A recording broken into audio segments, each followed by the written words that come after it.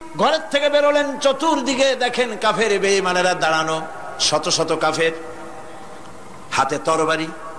হুজুর সাল্লাল্লাহু আলাইহি ওয়াসাল্লাম এক মুষ্টি বালু হাতে নিলেন, এক মুঠো বালু হাতে নিয়ে ফু দিয়া বালুগুলো ছেড়ে দিলেন। ঘরের চতুর্দিকে যত কাফের ছিল সবগুলির চোখের মধ্যে বালি ঢুকে গেছে। চোখের মধ্যে যদি বালি ঢোকে তাহলে কি মজা লাগে না?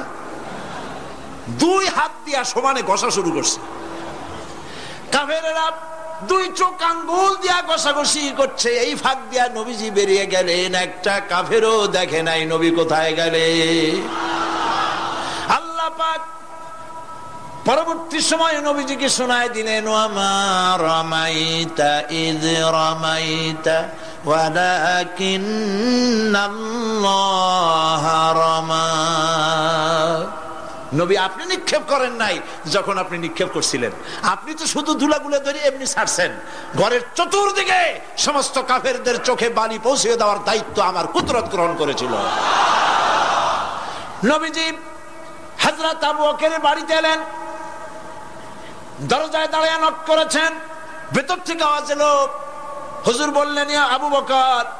হযরত আবু বকর পিছন থেকে দরজার মধ্য থেকে ঘরের মধ্য থেকে জবাব দিলেন, লাব্বাইকা ওয়া সাদাইকা ইয়া রাসূলুল্লাহ।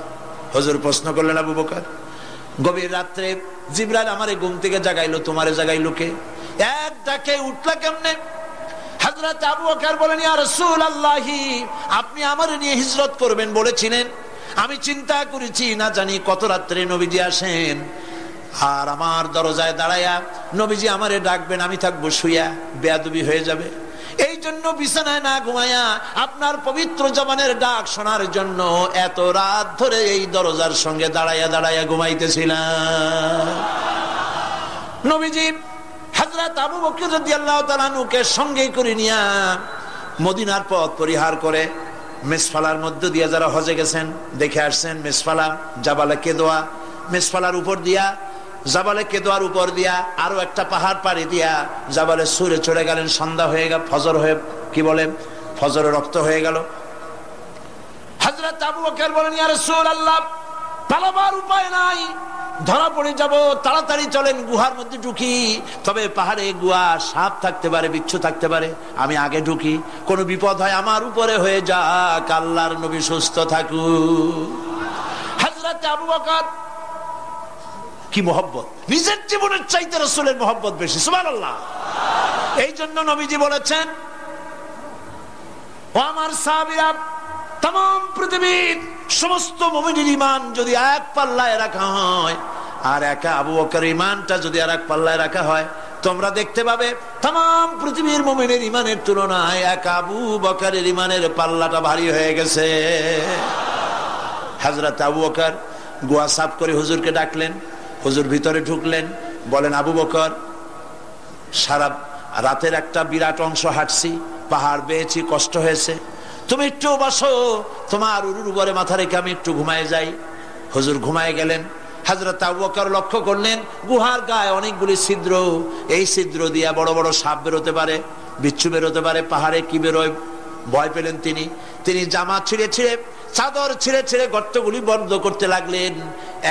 কয়েকটা গর্ত বন্ধ করা গেল না, কাপড় শেষ।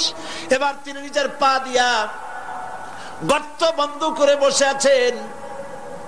বিষধর এক সাপ বহু চেষ্টা করেছে বেরোবার, কোন পথ না পেয়ে ছিদ্র পথে বেরিয়ে এসে হযরত আবু বকরের পায়ের উপরে দংশন করেছে। হযরত আবু বকর বিষের যন্ত্রণায় চোখ দিয়ে পানি পড়ছে, চোখের পানি দেখে রাসূলুল্লাহ ঘুম ভেঙে গেল। ঘুম ভেঙে হুজুর দেখেন হযরত আবু বকরের চোখে পানি। হযরত রাসূল জিজ্ঞেস করেন, আবু বকর কাঁদো কেন? বাড়ির কথা মনে পড়লো নাকি? বউ বাচ্চার কথা মনে পড়লো নাকি? কাঁদো কেন? হযরত আবু বকর বলেন, ইয়া রাসূলুল্লাহ যেই দিন কালেমা পড়ে ঈমান এনেছি সেদিন থেকে আমার জীবন, আমার স্ত্রী পুত্র পরিজনের চাইতে, আমার জীবনের চাইতে আপনাকে বেশি ভালোবাসি। হুজুর বলেন, কাঁদো কেন? হযরত আবু বকর সাপের দংশনের কথা বললেন, যন্ত্রণায় কাঁদতেছি। হুজুর মুখ থেকে একটুখানি থুতু মোবারক বার করে দংশিত জায়গায় লাগাই দিলেন, যন্ত্রণা বন্ধ হয়ে গেল। হযরত রাসূল বলেন, আবু বকর যখনই দংশন করেছিল আমার উঠাও নাই কেন?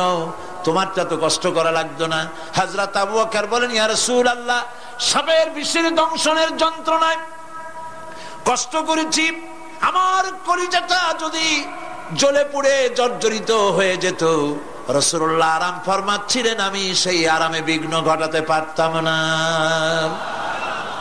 ইত্তাবসারে কাফির বেঈমানেরা খুঁজতে খুঁজতে, বুখারী শরীফের হাদিসে এসেছে, ওই গুহার কাছে এসে গেছে। এখন কেউ বলে একজন বলে এরই মধ্যে আছে, আর একজন বলে নাই। একজন বলে যদি থাকতো তাহলে উপরে মাকড়াসার জাল কেমনে, কবুতরে ডিম পাড়িয়ে সেখানে বসে আছে কেমনে। একজন বলে আছে, আর একজন বলে নাই। হযরত আবু বকর বলেন, হুজুর ভয় পেয়ে গেছি, আমরা তো ধরা পড়ে যাব। হযরত আবু বকর রীতিমতো ভয়তে কেঁদে ফেলে দিলেন। আল্লাহর নবী হযরত আবু বকরকে এই বিরাট বিপদের মধ্যে, এমন গুহা, বসলে পরে মাথা দেখা যায়, শুয়ে হাঁটু উঁচু করলে হাঁটু দেখা যায়, স্বল্প পরিসর, অগভীর ছোট্ট গুহা, আমরা ধরা পড়ে গেছি, উপায় নাই। আল্লাহর নবী হযরত আবু বকরকে কি বলি সান্ত্বনা দিয়েছিলেন, কোরআন শরীফে আল্লাহ পাক তা উঠায় দিয়েছেন। ইযহুমা ফিল গার ইয ইয়াকুলু লিসাহিবিহি লা তাহজান ইন্নাল্লাহা মা'ানা। ও আমার সাথী, ভয় পেও না, আমরা মাইনরিটি নই, আমরাই মেজরিটি, কারণ আল্লাহ রাব্বুল আলামিন আমাদের সাথে আছেন। আল্লাহুম্মা আমিন। ربنا ظلمنا أنفسنا وإن لم تغفر لنا وترحمنا لنكونن من الخاسرين। আয় আল্লাহ তাআলা, ইসলামী পাঠাগার খিলগা কর্তৃক আয়োজিত ঐতিহাসিক পল্টন ময়দানে 3 দিন ব্যাপী তাফসীরুল কোরআন মাহফিলের আজকের এই প্রথম দিনে কয়েকবার দরুদ ও সালাম পড়ে তোমার দরবারে হাত তুলেছি। মেহেরবানি করে দরুদ ও সালাম টুকুন সোনার মদিনায় নবী পাকের রওজা মোবারকে পৌঁছে দাও। तमाम পৃথিবীর মাটির নিচে যত মুমিন মুমিনাত শুয়ে আছেন তাদের আরো আর পরে সওয়াব পৌঁছায় দাও রব্বুল আলামিন। এই মাহফিলের আয়োজন যারা করেছেন আর শোনার জন্য যারা এসেছেন, কিয়ামতের দিন মুসিবতের সময় এই মাহফিল আমাদের সকলের জন্য নাজাতের ওসিলা বানিয়ে দিও আল্লাহ। ইয়া রব करम तू अगर करे वो बात दे जुबान को जो दिल पर असर करे। रब्बना तक़ब्बल मिन्ना इन्नका अंतस समीउल अलीम व तुब अलैना इन्नका अंतत तव्वाबुर रहीम। सुब्हान रब्बिका रब्बिल इज्जति अम्मा यसिफून व सलामुन अलल मुरसलीन वल्हम्दुलिल्लाहि रब्बिल आलमीन।